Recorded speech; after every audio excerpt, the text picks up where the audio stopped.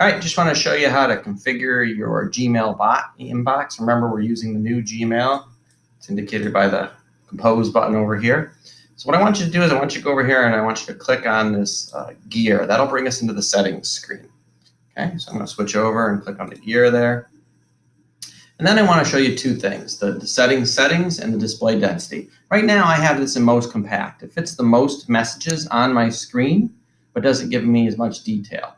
So when you click on this display density, you can switch between compact view, comfortable, which gives a little bit more spacing between the messages, and then the default view, which is what I like, where it shows you actually attached files or links right below the message. I tend to keep my mailbox fairly clean and empty of most messages by filing them away routinely. So to have that expanded view, I don't have to scroll too far to see all of them. I haven't filed my email today, so that way I could have some stuff here to work with for some of the other videos I'm going to show you. Okay, so that is the display density, and it gives you a little bit different view on how you're looking at Gmail. But let's go down to the, let's go to Configure Inbox first. Okay, Configure Inbox shows you which tabs you can have enabled and include the starred in your primary mailbox if you star messages. I'm going to show you another way to do this in just a second. So close this, click here, and come down to Settings. All right, so when you come to Settings, there's all kinds of tabs across the top up here. We're really only going to use two for this lesson, the General and the Inbox one. We'll use some of the other ones in later lessons. So if I click on the Inbox one, this is where we can see those categories again and whether to include primary. These categories really only affect you if you choose the default inbox type.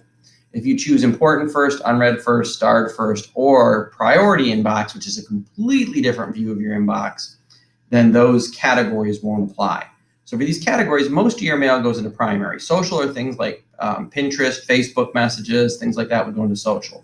Promotions are really cool. It tries to filter out emails and marketing materials from companies for you and put them in that promotional category. I get lots of stuff like that, so it's nice to have that.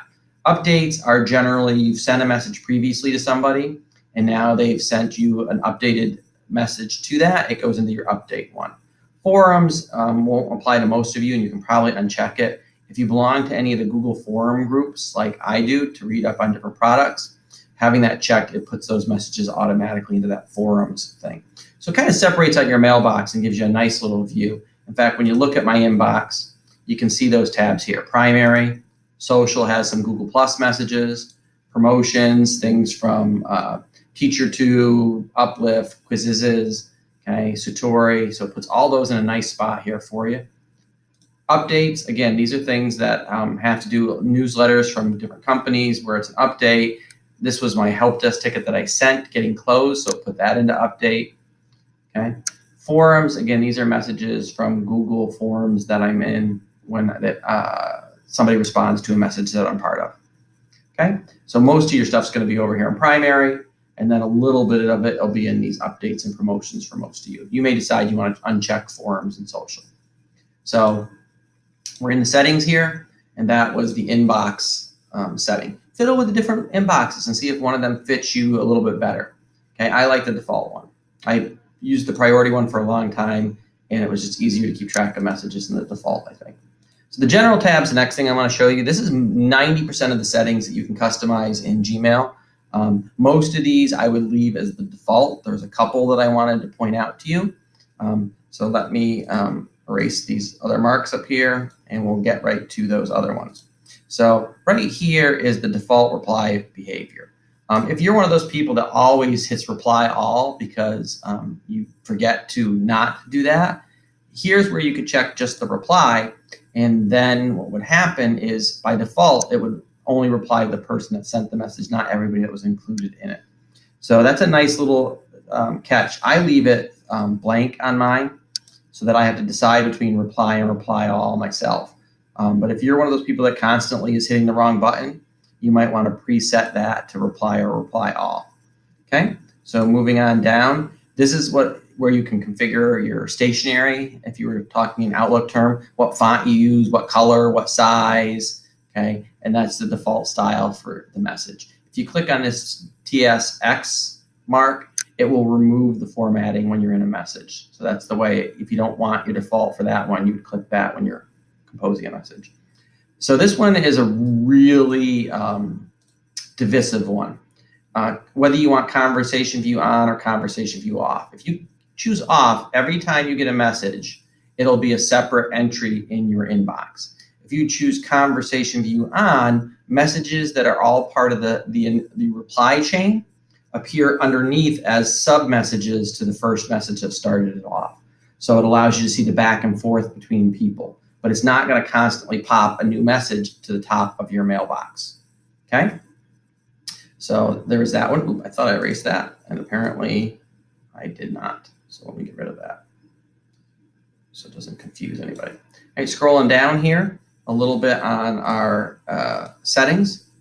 Apparently that's just not going to disappear. Okay, preview pane. If you preview a message in that preview pane that I had open, after 3 seconds it marks it as read. So you can control that obviously from anywhere. As soon as I click on a message and it appears in the preview window, it's automatically marked as read, or after a few seconds. I usually go with after 3, obviously.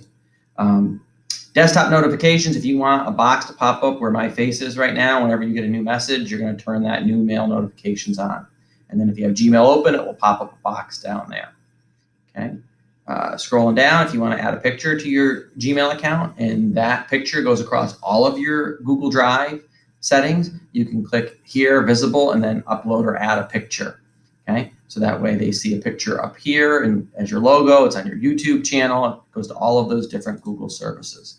Okay, here's where you can create your own signature. I made 3 images and dropped them in here, and then I put a link down here for people to evaluate their interactions with it. So you can use this bar to customize your signature that it applies to all of your messages, or choose no signature. You are, at this point, as far as I know, stuck with only one signature. You can't customize different signatures and switch on and off. Okay.